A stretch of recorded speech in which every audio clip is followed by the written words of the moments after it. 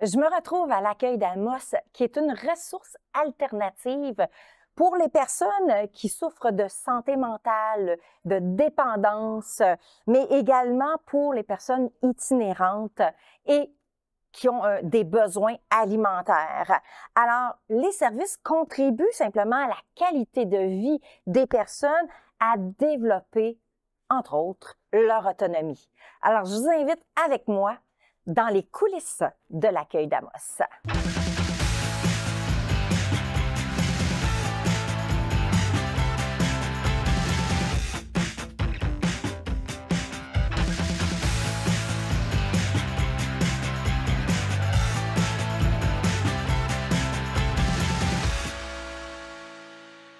Jean-François, tu es directeur général pour l'accueil d'Amos. Ça fait combien de temps que tu es en poste? Je suis nouvellement en poste, c'est ma 4e semaine. Comment est-ce que tu aimes ça? Est-ce que tu étais dans ce domaine-là avant? Oui, tout à fait. Mais en fait, j'étais intervenant, j'ai travaillé au milieu communautaire et j'ai travaillé aussi pour le CIUS à Montréal. Okay. Donc, j'ai connu un peu les deux types de services qui peuvent être offerts, là, autant l'institutionnel que le communautaire. OK. Là, j'aimerais ça que tu me parles un peu de l'historique de l'accueil d'Amos, parce qu'il y a quand même, ça existe quand même depuis longtemps. Combien Effectivement. de temps? En fait, en 1982, la Piole est née, donc c'était pour venir en aide aux personnes démunies à l'époque. En 1987, il y a la Giboulée qui a ouvert ses portes, qui, elle, venait en aide aux personnes qui ont des problématiques de santé mentale. En 99, la construction de l'accueil Harvey Bibeau, qui incluait les services de la Piole et qui s'ajoutait à ça l'hébergement en santé mentale. Puis en 2016, la Giboulée est déménagée dans les locaux ici. Donc, on a fusionné l'ensemble des organismes. Puis en 2009, les deux organismes, donc communautaires, c'est-à-dire la Giboulée et l'accueil Harvey Bibeau, est devenu officiellement, à ce moment-là, l'accueil d'Amos. OK, ils se sont fusionnés, c'est devenu un. Exactement. Donc, la grosse bâtisse qu'il y a ici. Par la suite, par contre, pour les dates, je ne suis pas certain, mais je crois que vers la fin des années, entre 2010-2020, on a ajouté les appartements, donc le service de résidence Léandre Paré. Donc là, c'est des appartements là, qui sont là pour des gens à long terme. OK. Au niveau de la mission, là, c'est quoi exactement qui se passe à l'accueil?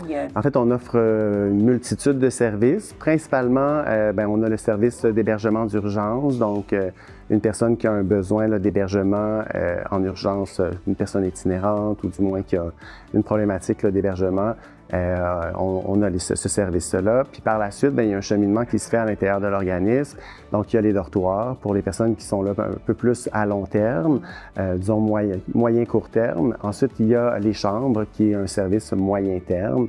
Donc, on peut aller jusqu'à peu près 2 ans.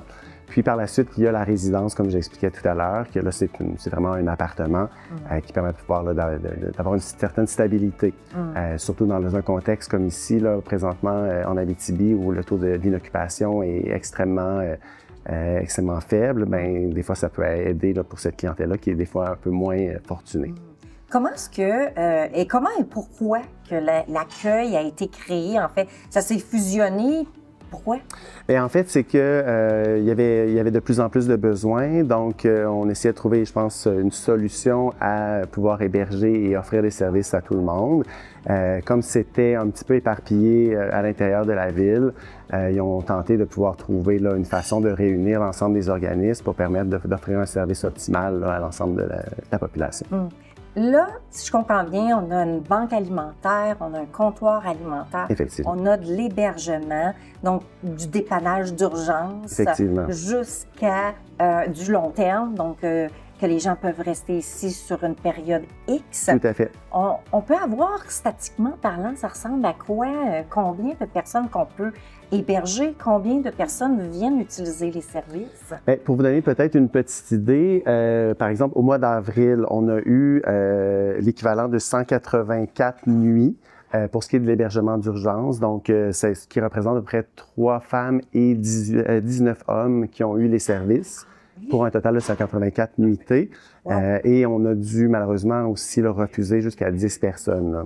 Et parce que c'était complet? Exactement. Fait que les besoins sont de plus en plus criants. Même chose avec la banque alimentaire. Je vous dirais que présentement, on peut desservir jusqu'à environ 190 personnes par semaine, seulement pour la ville d'Amos. Okay.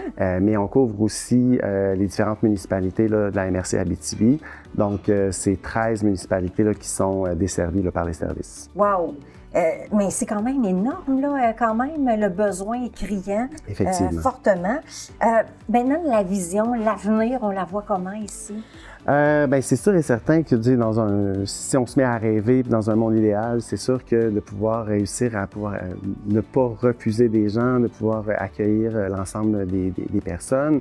Un des gros défis qu'on a, c'est au niveau de la réinsertion sociale, la disponibilité, par exemple, des logements à prix modique sont très rares là, ici en Abitibi. Donc c'est un défi qu'on aimerait pouvoir là, trouver des solutions pour pouvoir effectuer un certain roulement, qu'il y ait de la disponibilité pour ce qui est des places, puis qu'on puisse trouver des logis à prix modique pour la clientèle qui sont ici là, présentement.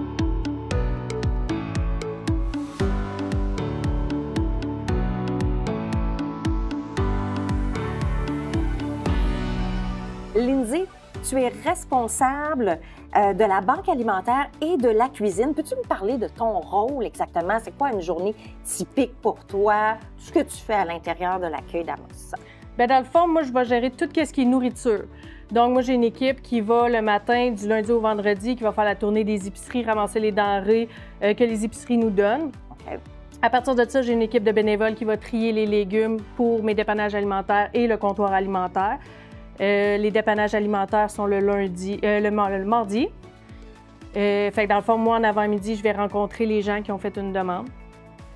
En après-midi, je vais préparer les dépannages alimentaires.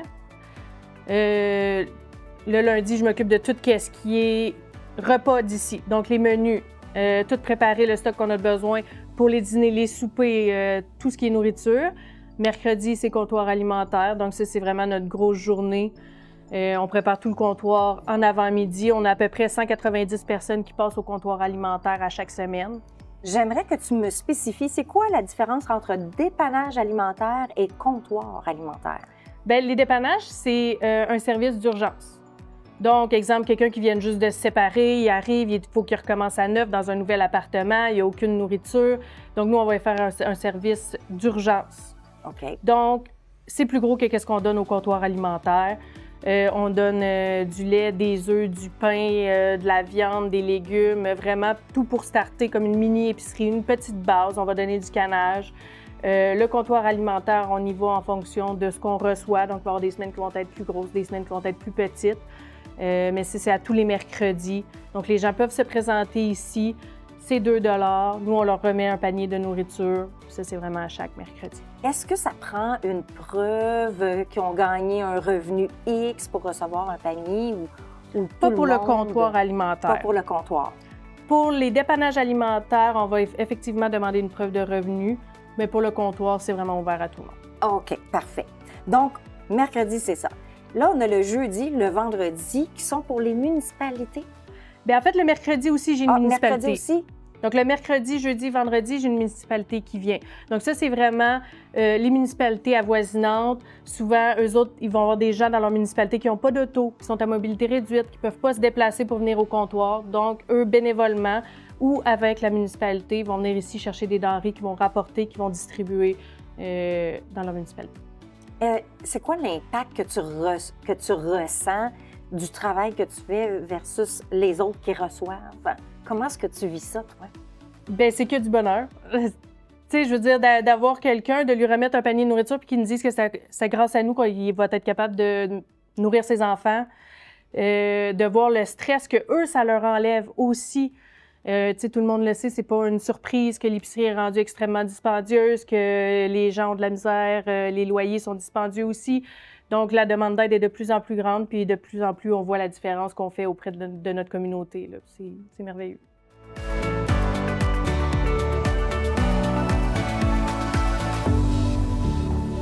Ginette, tu es représentante, toi, des usagers à l'accueil d'Amos, mais tu es également bénéficiaire de la soupe populaire.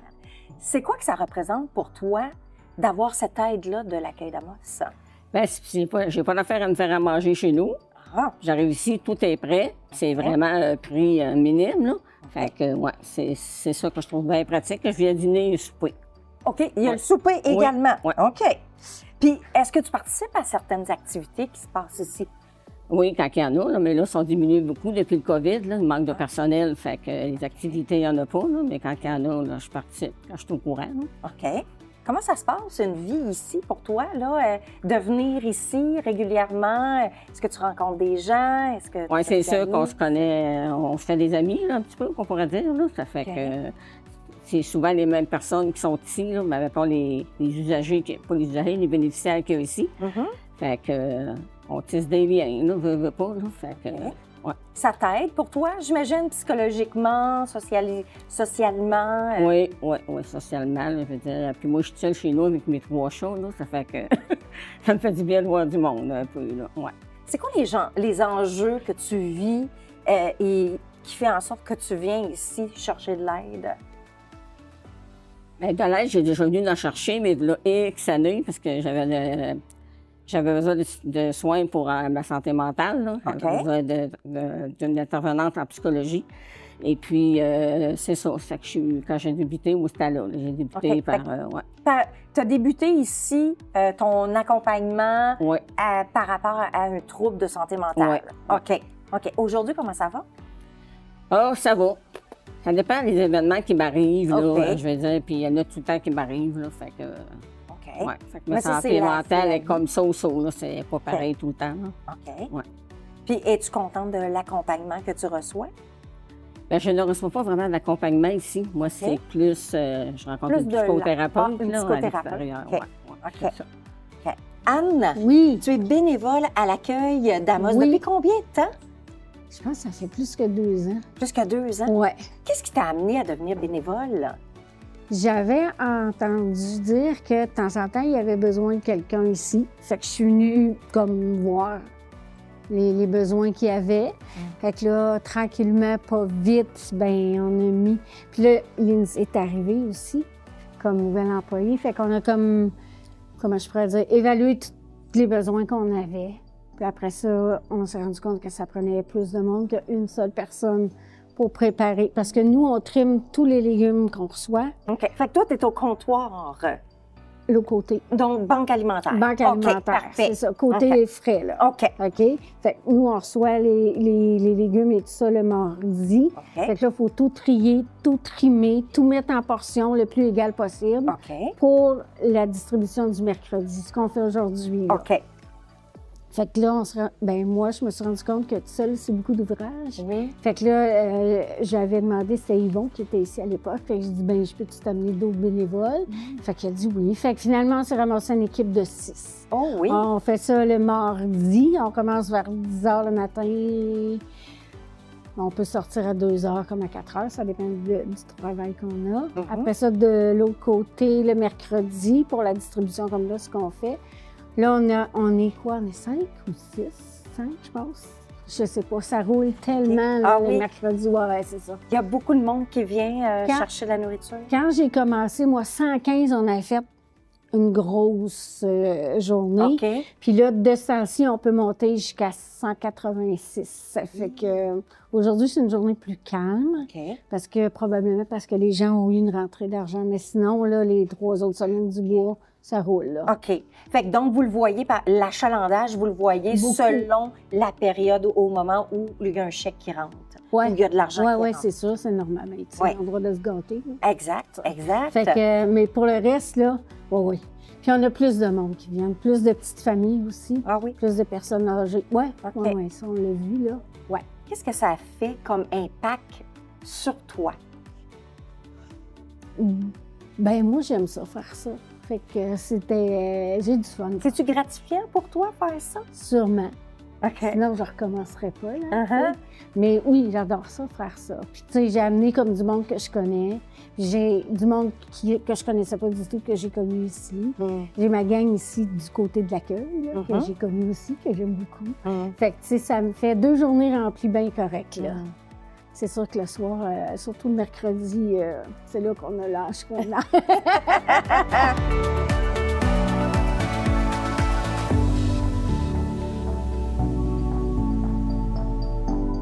Cathy, tu es intervenante clinique.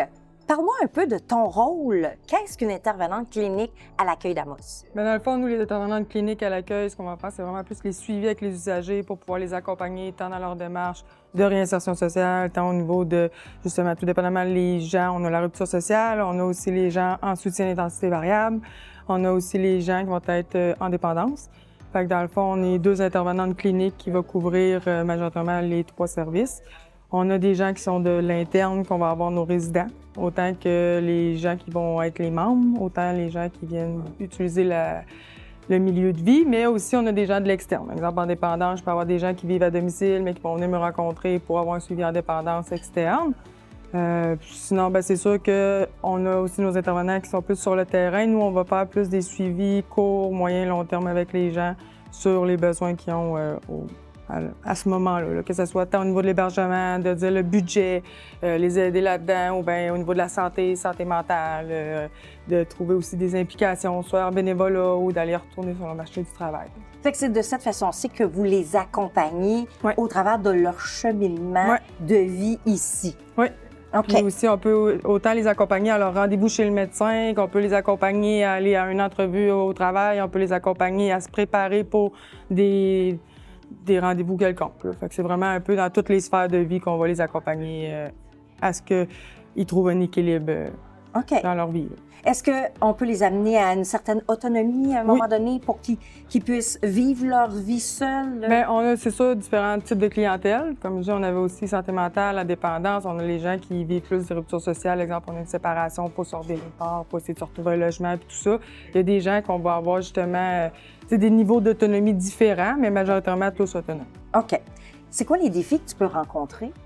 Les défis, c'est sûr que vu qu'on est au communautaire, c'est souvent le fait qu'on n'est pas beaucoup. Il y a beaucoup de travail à faire quand même, mais on n'est pas beaucoup d'employés. Puis ça fait en sorte que des fois, on aurait beaucoup d'accompagnement à faire, mais le temps qu'on va faire un accompagnement, des fois, on a des gens qui auraient des besoins plus d'intervention. Fait que c'est plus à ce niveau-là que des fois de dire d'avoir le temps de tout faire dans un délai qui est raisonnable aussi. Là. Quand on a des gens qui sont dans un milieu de vie, bien, c'est sûr que c'est pas nécessairement comme quand on est dans le réseau à dire on voit nos personnes une fois ou 2 semaines. Quand on vit dans un milieu de vie, si on rentre le matin, il y a une personne qui va pas bien, bien, on est accessible, on est là, mais on vit aussi la vie avec eux. T'sais, au quotidien, on les voit vivre le matin jusqu'au soir. Fait qu'on va aussi aller en fonction de ça. Ma journée, je peux avoir 4 personnes de planifier, mais en avoir 10 à la fin de la journée. Fait que c'est plutôt ça qui devient un enjeu à dire il y a beaucoup de besoins, on n'a pas toujours non plus l'accessibilité aux ressources et tout ça. Fait que c'est vraiment de coordonner le tout. Ça peut être une charge sociale aussi pour toi là-dedans? Bien, puis tu sais, de dire aussi de faire le pont avec les autres organismes, de faire le pont aussi avec les autres services puis tout ça. Puis c'est plutôt à ce niveau-là qu'on a des enjeux souvent. C'est-à-dire que ça prend du temps à le faire aussi. Fait que, comme on dit, on est dans un milieu communautaire, on peut avoir des crises durant la journée, des choses qui vont carrément changer notre planning de la journée. Fait que c'est plutôt là qu'on va avoir des enjeux aussi des fois. Là. Il n'y a rien de routinier chez vous? Non, jamais routinier.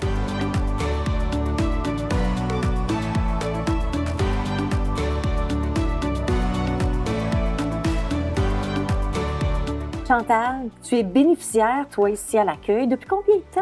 Ça fait 6 mois. 6 mois, donc c'est récent quand même. Oui, c'est ça. Qu'est-ce qui t'amène à prendre les services ici? J'ai eu une séparation avec mon conjoint et j'avais pas de place pour aller. C'était à son nom le logement.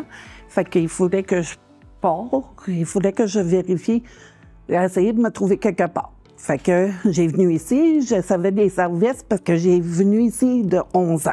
Comment est-ce qu'on t'a accueilli? Ils m'ont accueilli très bien. Ils m'ont offert une chambre en bas, c'est d'un dortoir. OK. Et ça dure 30 jours. OK. Fait que j'ai resté là 30 jours. Et après ça, ils m'ont parlé de les logements à long terme. Et j'ai dit oui, je vais la prendre parce que les logements, il n'y en a pas beaucoup ici en région. Et les prix sont très hauts.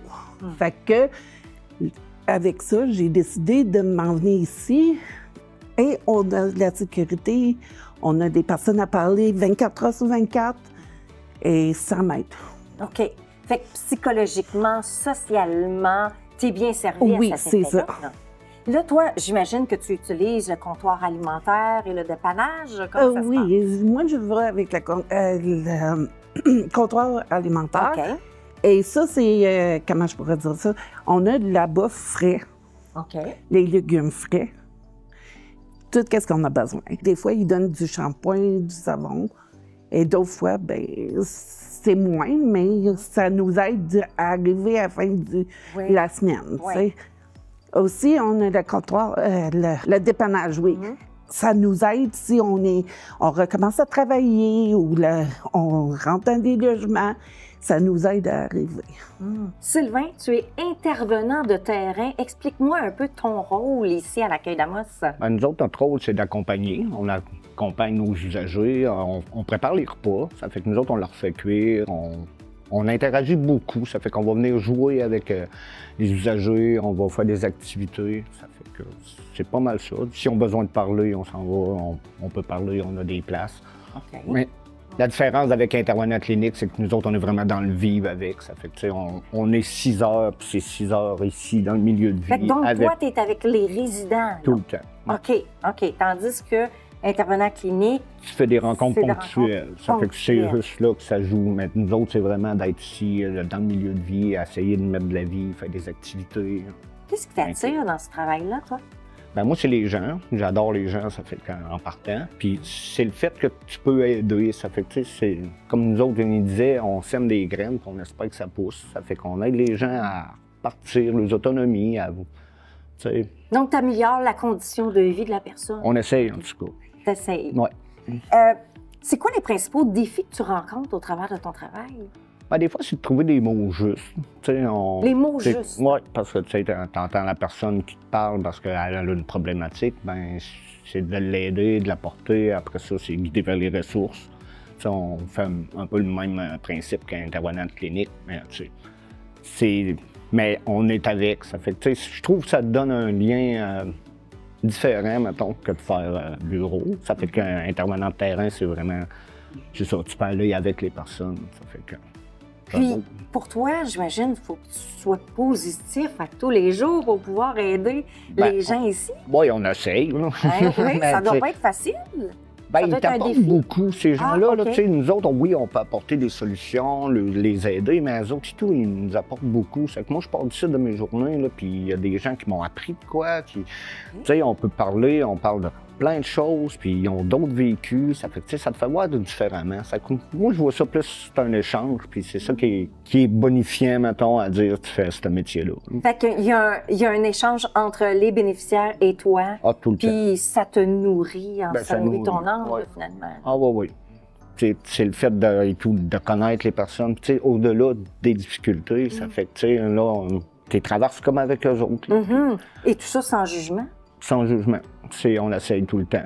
Les préjugés et tout ça, tu sais, on sait tout qu'on a, mais en même temps, ça te fait voir une autre dimension qu'on ne s'aperçoit pas tout le temps. Ça fait 4 ans que je travaille, puis j'ai jamais rencontré de personne vraiment juste méchante. Ça fait que, tu sais, c'est vraiment, tu apprends à les connaître. Puis au travers les difficultés ou de qu'est-ce qu'on peut avoir de l'air, il y a vraiment une belle richesse à aller voir ces personnes-là. Puis non, à date, là, on C'est jamais été d'être ouvert. peurant. Ah oui, C'est d'être ouvert aux autres. Puis tu sais, tu te dis, on a toutes nos difficultés. Puis, ça fait que c'est de faire la différence, les aider. Puis, Toi, ton logement, il y a une petite cuisinette là-dedans. Moi, j'ai un des plus grands logements ici. OK. C'est un salon, cuisine et la chambre et chambre de bain. OK. Puis, t'aimes ça? T'es-tu contente? Oui, je suis très contente d'être ici. Je peux parler 24 heures sur 24. Ah, OK. Tu sais, si on a besoin d'aide. Mhm. Aussi, on a des animaux ici. On fait de la diothérapie. On a un lapin. OK. Et des fois, on a des canards et des poussins. OK. Et ça l'aide aussi? Ça nous c'est- aide. Ça- Oui. Tu sais, quand tu es stressé, tu es anxieuse, puis tu Oui. prends un animal, ça nous aide à relaxer. Oui. Aussi, on a plusieurs activités. On peut faire comme le pool, des jeux et des activités à tout temps. Fait que même, on peut s'asseoir en arrière. Il y a une place pour s'asseoir. Il y a des balançoires. OK. Fait que ça nous aide. Puis ton soutien ici, comment ça se passe? Tu as un accompagnant qui est avec toi? Oui. Pourquoi tu utilises un accompagnant? Parce que moi, j'ai de l'activité. J'ai eu des problèmes avec mon ancien conjoint. Et il m'aide à retrouver qui je suis. Ta dignité. C'est ça. OK. Et aussi, ça m'aide parce que j'ai l'argent.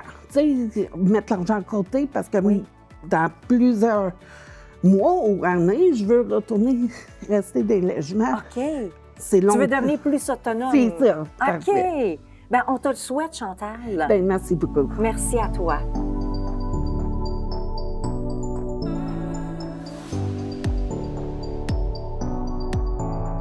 Jean-François, c'est quoi les plans pour améliorer le service ici à l'accueil? Ou même développer? Effectivement, bien, c'est sûr que l'avantage du milieu communautaire, c'est peut-être qu'on a moins d'argent, mais on a des fois plus de temps, plus de possibilités d'être créatif. Donc, nous, c'est sûr et certain que, avec les partenariats qu'on a créés, ça nous permet de pouvoir obtenir des références, des gens qui viennent nous aider. On est quand même associé avec différents organismes, on collabore tous ensemble.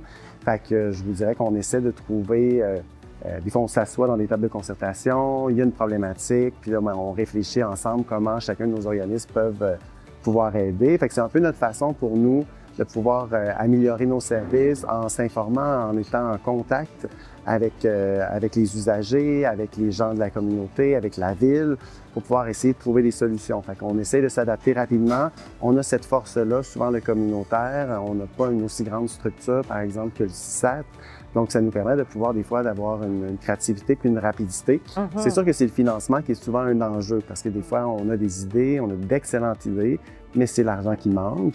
Fait que je pense que ça se trouve à être un de nos défis. Plus on réussit à pouvoir trouver du financement, plus ça nous permet de pouvoir trouver des solutions, d'être créatifs puis d'améliorer nos services. Mais tu sais, on offre différentes activités pour les usagers ici, certaines sorties. Fait que on essaie de trouver, de divertir nos usagers, de trouver des solutions pour pouvoir réduire des fois la pression au niveau de la ville sur certains enjeux, certaines difficultés que la population d'Amos ou de la MRC de l'Abitibi font face. Fait que c'est ça. Nous, ça nous permet de pouvoir nous virer rapidement vu le contexte. Oui. Comment est-ce qu'on peut soutenir maintenant l'accueil? Le financement, on l'a dit, hein? Effectivement. Vous avez besoin de financement, mais j'imagine qu'il y a d'autres choses que vous avez besoin. Tout à fait, mais écoutez, le financement est, oui, un peu le nerf de la guerre au niveau du milieu communautaire. Par contre, il y a d'autres façons de pouvoir aider, c'est-à-dire soit, par exemple, au niveau du bénévolat, qui est sans nos bénévoles, je pense que l'organisme aurait énormément de difficultés à pouvoir évoluer. Des fois, c'est des petits gestes comme nous, on ramasse les pots vides, par exemple, de yogourt ou de trucs comme ça qui nous permettent de pouvoir faire des portions de nourriture puis de pouvoir les congeler pour pouvoir des fois les donner des repas pré-préparés. Fait que des fois, juste des petits dons comme ça. Vous avez des restants de bols et des choses comme ça, des dons de vêtements. Tout ça est grandement apprécié puis aide. OK. Donc, vêtements, des pots, des bols, des vêtements, des vêtements chauds, surtout l'hiver. Vêtements chauds, exactement, des couvertures, des choses comme ça. Nous, ça peut nous aider parce que des fois, il y a des gens qui, malheureusement, comme je vous expliquais tout à l'heure, des fois, la nuit, on est plein, puis les gens se retrouvent à être à l'extérieur. Fait qu'au moins, on essaie du mieux qu'on peut de pouvoir au moins qu'il n'y ait pas froid, qu'il y ait une petite couverture, quelque chose pour pouvoir rester à l'extérieur. Ce serait le fun de pouvoir accueillir tout le monde, mais c'est ça. Des fois, mais au moins, on essaie de ne pas les laisser trop démunis, trop dans le froid, d'essayer de trouver des solutions là, pour eux. Fait que ce genre de don-là peut être toujours très, très utile là, pour l'organisme.